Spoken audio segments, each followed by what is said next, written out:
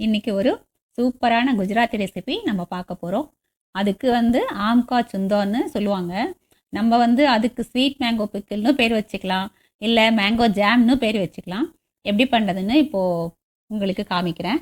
இது 2 மெத்தடில் பண்ணுவாங்க. ஒன்று ட்ரெடிஷ்னல் மெத்தட், இன்னொன்று குவிக் மெத்தட். நம்ம இன்றைக்கி குவிக் மெத்தடில் பண்ணிக்கிட்டே ட்ரெடிஷ்னல் மெத்தடில் எப்படி பண்ணுறதுன்னு தெரிஞ்சுக்கலாம். இந்த ரெசிபிக்கு கல்லாமணி மாங்காய் நான் ஒன்று எடுத்துகிட்டு இருக்கேன். இது நல்லா காயாக இருக்கிறதா பார்த்து எடுத்துக்கோங்க. நல்லா தோல் சீவி துருவி வச்சுக்கணும். புளிப்பு கம்மியாக இருக்கிற நார் இல்லாத எந்த மாங்காய் வேணாலும் எடுத்துக்கலாம். இந்த துருவி வச்ச மாங்காய் துருவலை ஒரு அடி கனமான பாத்திரத்தில் சேர்த்துக்கலாம். இந்த ஸ்வீட் மேங்கோ பிக்கிளுக்கு ஸ்வீட்டாக இருக்கிறதுக்கு சுகர் சேர்க்க போகிறோம். அதோட அளவு என்ன அப்படின்னா, இந்த மாங்காய் துருவல் எவ்வளோ வெயிட் இருக்கோ ஈக்குவல் குவான்டிட்டியில் நம்ம சுகர் சேர்க்கணும். அதாவது இப்போ நான் வாங்கியிருக்கிற இந்த மாங்காய் திருவுனதுக்கப்புறம் வெயிட் போட்டு பார்த்தேன், 150 கிராம்ஸ் இருந்தது. அப்போ நான் சுகரும் 150 கிராம்ஸ் எடுத்துகிட்ருக்கேன். இப்போ நீங்கள் ஒருவேளை மாங்காய் வாங்குறீங்க, துருவினதுக்கப்புறம் வெயிட் போடுறதுக்கு முடியாது அப்படின்னா, நீங்கள் 1/2 கிலோ மாங்காய் வாங்கியிருக்கீங்கன்னா ஒரு 400 கிராம் சுகர் சரியாக இருக்கும். இந்த மாதிரி மாங்காயாக இருந்தால். இதே புளிக்கிற மாங்காய் அப்படின்னா சுகர் கொஞ்சம் கூட தேவைப்படும். இப்போ 150 கிராம் சுகரை நான் இதோட ஆட் பண்ணுறேன். சுகர் ஆட் பண்ணிட்டு நல்லா மிக்ஸ் பண்ணிவிடுங்க. நான் காமிக்கிற இந்த மெத்தடை கரெக்டாக ஃபாலோ பண்ணுங்கள். நான் உங்களுக்கு காமிக்கிறதுக்காக ஒரே ஒரு மாங்காய் எடுத்து பண்ணிகிட்ருக்கேன். இது நிறைய குவான்டிட்டிலேயே நம்ம செஞ்சு வச்சுக்கலாம். இது 1 வருஷம் 2 வருஷம் ஆனாலும் ஃப்ரிட்ஜில் வைக்க வேண்டிய அவசியம் இல்லை. வெளியில் வச்சா கூட சூப்பராக இருக்கும், கெடவே கெடாது. ஆக்சுவலாக அது ஃப்ரிட்ஜில் வைக்கக்கூடாது. ஏன்னா சர்க்கரை சேர்க்கறனால ஃப்ரிட்ஜில் வச்சிங்கன்னா ரொம்ப இறுகிடும். அதனால் நீங்கள் வெளியில் வச்சு யூஸ் பண்ணிக்கலாம். கண்டிப்பாக அது குழந்தைங்களோட ஃபேவரட் டிஷ்ஷாக இருக்க போகுது.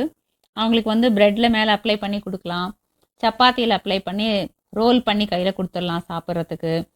சப்பாத்தி, பூரி, நார்த் இந்தியன் டிஷ்ஷான ஸ்டஃப்டு பராட்டா இது எல்லாத்தோடையும் நல்லாயிருக்கும். நம்ம அடையோட செம்ம சூப்பராக இருக்கும். நான் கம்மி குவான்டிட்டிங்கிறதுனால சுகர் அப்படியே ஆட் பண்ணிட்டேன். இதே நிறைய பண்ணுறீங்க, 1 கிலோ 2 கிலோ பண்ணுறீங்கன்னா சுகர் ஒரு தடவை பவுடர் பண்ணி போட்டோன்னா இந்த கரையிற டைம் நமக்கு சேவ் ஆகும், சீக்கிரம் முடிஞ்சிடும். இந்த சுகர் கரைஞ்சாலே ஆல்மோஸ்ட் இந்த ரெசிபி பண்ணி முடித்த மாதிரி தான். ஒரு கம்பி பதம் வர்ற வரைக்கும் இதை கிளறணும்.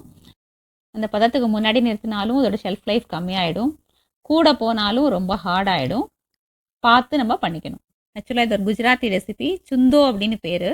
அவங்க இதை ஒரு வருஷத்துக்கு 10 கிலோ 20 கிலோ மாங்காவில் பண்ணி வச்சுருவாங்க. நாங்கள் குஜராத்தில் இருந்தபோது அங்கேருந்து கற்றுக்கிட்ட டிஷ் இது. இது ட்ரெடிஷ்னல் மெத்தட் அப்படின்னா, இதே மாதிரி மாங்காயை துருவி சுகர் சேர்த்து கொஞ்சமாக சால்ட் ஆட் பண்ணி ஒரு பாத்திரத்தில் நல்லா மிக்ஸ் பண்ணிவிட்டு மேலே ஒரு துணியை கட்டி டெய்லி வெயிலில் வச்சுருவாங்க. டெய்லி எடுத்து மிக்ஸ் பண்ணுவாங்க, திரும்ப வெயிலில் வைப்பாங்க. அந்த வெயில் சூட்டுக்கே அந்த சுகர் கரைஞ்சி அந்த ஒரு கம்பி பதம் அப்படிங்கிற அளவுக்கு அது தானாகவே வந்துடும். அதுக்கப்புறம் அந்த பாட்டிலில் ஸ்டோர் பண்ணி வெளியிலே வச்சுருவாங்க.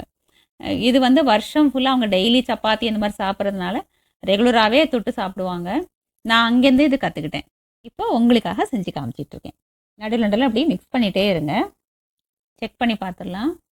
இன்னும் கொஞ்சம் வரணும், கம்பி பதம் வருதா, நான் கட் ஆகுது, இன்னும் கொஞ்சம் நேரம். இந்த ஸ்டேஜில் 2 கிராம்பு, ஒரு சின்ன பீஸ் பட்டை ஆட் பண்ணி மிக்ஸ் பண்ணுங்கள். அதோட ஃப்ளேவர் இதோட ரொம்ப சூப்பராக இருக்கும். ஒரு தடவை நல்லா மிக்ஸ் பண்ணிவிடுங்க. ஒரு தடவை செக் பண்ணி பார்த்துடலாம். பாருங்கள், தெரியுதா, கம்பி பதம் வந்துடுச்சு. நான் பக்கத்தில் காமிக்கிறேன் உங்களுக்கு. கரெக்டாக இருக்குது. இப்போது ஒரு தடவை மிக்ஸ் பண்ணிவிட்டு இமீடியட்டாக ஸ்டவ் ஆஃப் பண்ணிடலாம். ஸ்டவ் ஆஃப் பண்ண கையோட 1 டீஸ்பூன் சால்ட்டு, மஞ்சத்தூள் ஒரு 1/2 டீஸ்பூன், மிளகாத்தூள் ஒரு 1/2 டீஸ்பூன், ஜீரகத்தூள் 1/2 டீஸ்பூன், கரம் மசாலா ஒரு 1/4 டீஸ்பூன் கொஞ்சம் கம்மியாகவே சேர்த்து நல்லா மிக்ஸ் பண்ணி கொடுங்க. சூடாக இருக்கும் போதே நல்லா மிக்ஸ் பண்ணிவிடுங்க. இந்த ஸ்டேஜில் டேஸ்ட் பண்ணி பார்த்துருங்க. எதுவும் கம்மியாக இருந்தால் நம்ம ஆட் பண்ணிக்கலாம். சூடு நல்லா ஆறுனதுக்கப்புறம் ஒரு கண்ணாடி பாட்டிலில் ஸ்டோர் பண்ணி ஷெல்ஃப்லேயே வச்சுக்கலாம். ஃப்ரிட்ஜில் வைக்கணும்னு அவசியம் கிடையாது. நம்மளோட mango chundo recipe ready. Mango jam, mango sweet pickle, நம்ம என்ன வேணால் சொல்லலாம். இதுக்கு நான் பாட்டிலில் ஸ்டோர் பண்ணி வச்சுட்டேன். பாருங்கள், இந்த மாதிரி கன்சிஸ்டன்சியில் இருக்கும். இது சப்பாத்தி, பூரி, அப்புறம் ஸ்டஃப்டு பராட்டா இந்த மாதிரி இதோட எல்லாத்தோடையும் சாப்பிட சூப்பராக இருக்கும். அந்த குழந்தைங்களுக்கு ப்ரெட்டில் ஜாம் மாதிரி அப்ளை பண்ணி நம்ம கொடுக்கலாம். சப்பாத்தியில் அப்ளை பண்ணி நம்ம ரோல் பண்ணியும் கையில் கொடுத்துடலாம். நம்மளோட அடையோட செம்ம சூப்பராக இருக்கும். கண்டிப்பாக ட்ரை பண்ணி பாருங்கள். சேனலை சப்ஸ்கிரைப் பண்ணுங்கள். இந்த மாதிரி நிறைய ரெசிபிஸ் உங்களோட நான் ஷேர் பண்ண போகிறேன். சேனலை சப்ஸ்கிரைப் பண்ணுங்கள், லைக் பண்ணுங்கள், ஃப்ரெண்ட்ஸ் அண்ட் ஃபேமிலியோட ஷேர் பண்ணுங்கள். தேங்க்ஸ் ஃபார் வாட்சிங். Please subscribe.